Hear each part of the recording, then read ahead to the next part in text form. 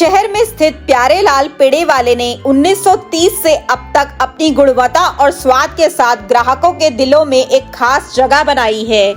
इस दुकान की नींव स्वर्गीय प्यारेलाल जी द्वारा रखी गई थी, जिनकी मेहनत और समर्पण ने इस दुकान को सिर्फ सोनीपत में ही नहीं बल्कि देश और विदेश में भी एक पहचान दिलाई। वर्तमान में इस दुकान की तीसरी पीढ़ी चिराग और सागर द्वारा संचालित की जा रही है, जो इस व्यापार को आगे बढ़ाने में पूरी तरह से संलग्न है। चिराग ने बताया कि उनके दादाजी ने जब इस व्यापार की शुरुआत की थी तो पेड़ों का स्वाद इतना शानदार था कि लोग उनके दीवाने हो गए। लगभग 95 साल की इस यात्रा में प्यारेलाल पेड़े वाले ने न केवल अपने पेड़ों के स्वाद को बरकरार रखा बल्कि मिठाइयों और नमकीनों में भी अपना नाम कमाया। चिराग ने यह भी बताया कि उनके दादाजी ने जब दूध पेड़े बनाना शुरू किया था तो दूध को शीशों के गिलास में सर्व किया जाता था, लेकिन अब समय के साथ बदलाव हुआ है और कुल्हड़ में दूध और पेड़े परोसे जाते हैं, जिससे इसका स्वाद और भी अद्भुत हो गया है। नमस्कार, मैं सचिन कौशिक, आप देख रहे हैं सन न्यूज। अगर हम शहर में पेड़ों की बात करें तो शहर के काठमंडी के अंदर एक पेड़े वाले हैं जिनका नाम बहुत ही मशहूर है सोनीपत शहर के अंदर, और विदेशों में भी इनका काफ़ी नाम है।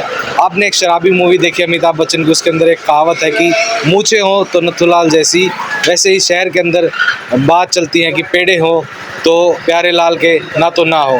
तो इसके बारे में हम जो भी जानकारी है, कब से दुकान स्टार्ट हुई, वैसे अगर सभी को पता कि ऑलमोस्ट 95 साल दुकान को हो गए हैं, और बाकी की जानकारी हम ले लेते हैं इनके जो ओनर है उनसे कि कब से ये स्थापना हुई थी और अब तक की कौन सी पीढ़ी इसको चला रही है। आइए हमारे साथ।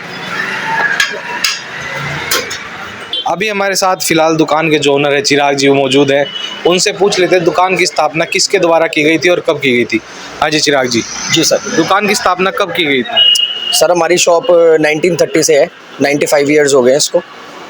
तो किसने स्थापना की थी दुकान की? ये मेरे ग्रैंडफादर, मेरे दादाजी ने स्टार्ट की थी, श्री प्यारेलाल वालिया जी ने। उन्हीं के नाम से है ये प्रोडक्ट, और ये दूध पेड़े का जो भी आइटम है उन्हीं की ओरिजिनेशन है, उन्होंने ही स्टार्ट किया था इस आइटम को। तो आपके जो पेड़े हैं वो कहाँ तक अभी शहर के अलावा कहाँ पर जा रहे हैं? सर कस्टमर हमारे पास है अभी all over India, all over world. कुछ जो इंडियन स्टूडेंट्स हैं, जो जैसे कुछ इंडियन फैमिलीज़ हैं जो भारत चली जाती हैं, अब उनको इंडियन ऑथेंटिक इंडियन स्वीट्स चाहिए तो वो इसको ज़रूर प्रेफर करते हैं। फर्स्ट ऑफ ऑल ये हेल्दी भी है, सबसे मेन यूएसपी हमारे प्रोडक्ट की यही है। तो आप तीसरी पीढ़ी हैं, तो उस दौरान जब भी आपके दादाजी ने चालू की, उसके बाद आपके पिताजी ने, तो उस दौरान कितना बदलाव आया दुकान के अंदर? बदलाव सर, टाइम चेंजेस कांस्टेंट, ये तो सबसे बड़ी बात है। अब चेंज ये है कि पहले लोग इसको कांच के ग्लास में दूध पीते थे, खुद वॉश करके आते थे। अब ये सारा टाइम टू टाइम डिस्पोजेबल्स भी चेंज हो गया है।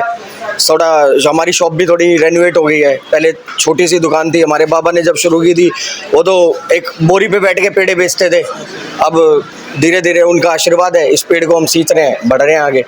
तो पहले जब शुरुआत हुई थी दूध पेड़े से हुई थी, अब कौन कौन सी मिठाइयाँ और इसके अंदर ऐड हुई? सर पहले स्टार्टिंग में उनके पास सिर्फ दूध पेड़ा, फिर हमारे पास बर्फ़ी, मिल्क केक, लड्डू, और अब हमारे पास ड्राई फ्रूट्स के आइटम और नमकीन्स में भी 1-2 आइटम। अब काफ़ी आइटम्स थोड़े बढ़ गए हैं, जैसे ऐसे समय की डिमांड थी, कस्टमर्स भी डिमांड करते थे। तो जैसे आपने बताया दूध पेड़े की है, तो दूध की अगर हम बात करें तो दूध कहाँ से आप लाते हैं? सर हमारी खुद की एक डेयरी की हुई है हमने, एक हमारी खुद के गांव में की हुई है, एक हमने थोड़ा शहर से बाहर जाके की हुई है, क्योंकि स्पेस का इशू रहता है। अब हमारे पास क्या है, हम कहीं बाहर से आउटसोर्स नहीं करते अपना दूध, क्योंकि ये एक ऐसा मेन प्रोडक्ट है, इसके ऊपर ट्रस्ट नहीं किया जा सकता किसी से भी।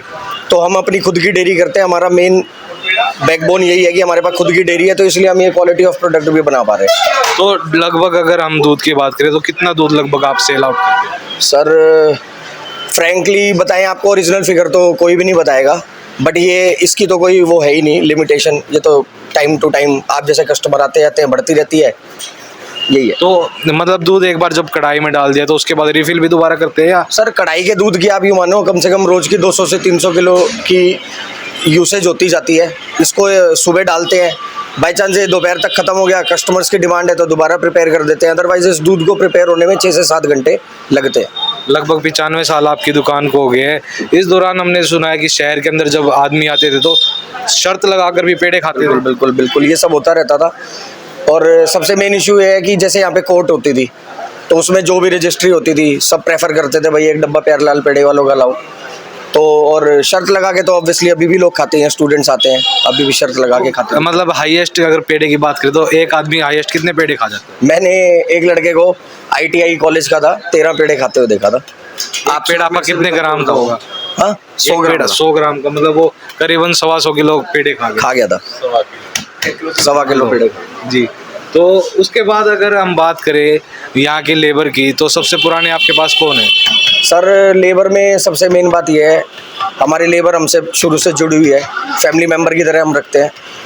ज़्यादा लेबर स्टाफ हम नहीं करते क्योंकि हम बिलीव करते हैं कम क्वांटिटी में क्वालिटी सर्व करें। हमारे पास अगर आप पुराने में बात करें, ये लड़का इसी को 10-15 साल हो गए हैं।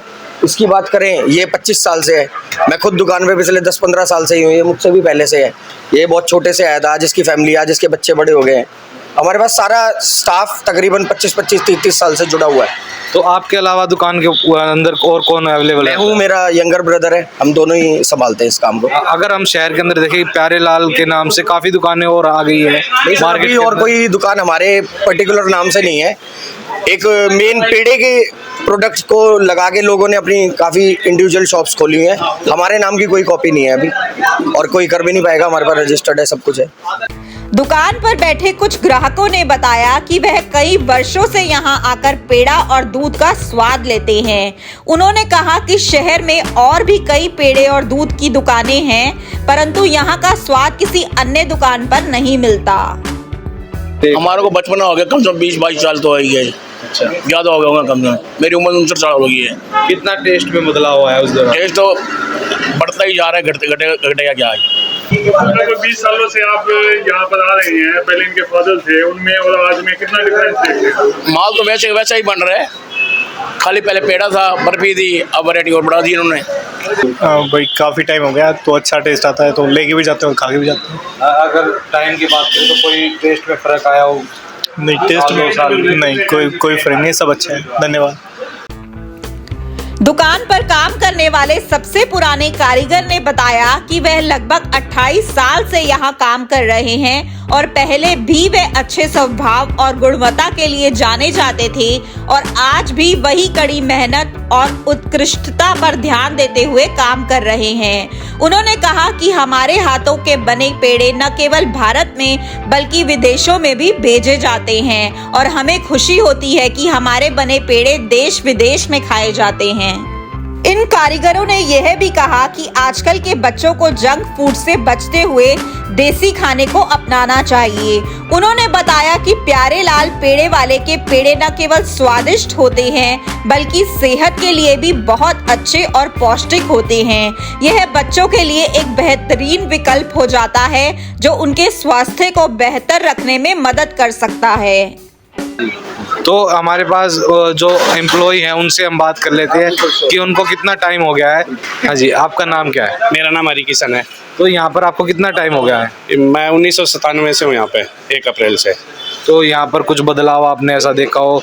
आप कौन सी पीढ़ी के साथ काम कर रहे हो? मैं दूसरी पीढ़ी के साथ, अब तीसरी पीढ़ी आ रही है। अच्छा, तो उस पीढ़ी के दौरान और इस पीढ़ी के दौरान कोई नेचर में कुछ बदलाव दिखाओ कि वो पहले कैसे नेचर के थे, अब जो यंग जनरेशन है कुछ नेचर का? नहीं, कोई फर्क नहीं है, जैसे हुए थे उससे भी अच्छे ये हैं और इसमें कोई बदलाव नहीं है। आप क्या बनाते हो यहाँ पे दुकान के अंदर? मैं यहाँ पे काउंटर संभालता हूँ। पहले मैं पेड़ा भी बनाता था, पहले भट्टियों पे काम करता था। ज़्यादातर मैं दूध बनाता हूँ यहाँ पे शुरू से।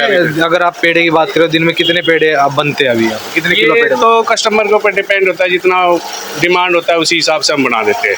उसमें ताजी बनता है, ताजी बिकता है? हाँ, बिल्कुल ताज़ा बनता है, ताज़ा बिक जाता है। वैसे इसकी लाइफ 15 से 20 दिन होती है, बिल्कुल ताज़ा बना के देते हैं इसीलिए।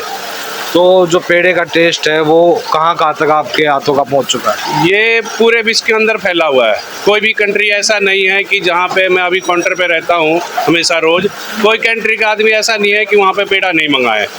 चाहे दुबई हो, चाहे कहीं भी कोई भी हो, अमेरिका हो, फ्रांस हो, हर कंट्री में पेड़ा गया हुआ है।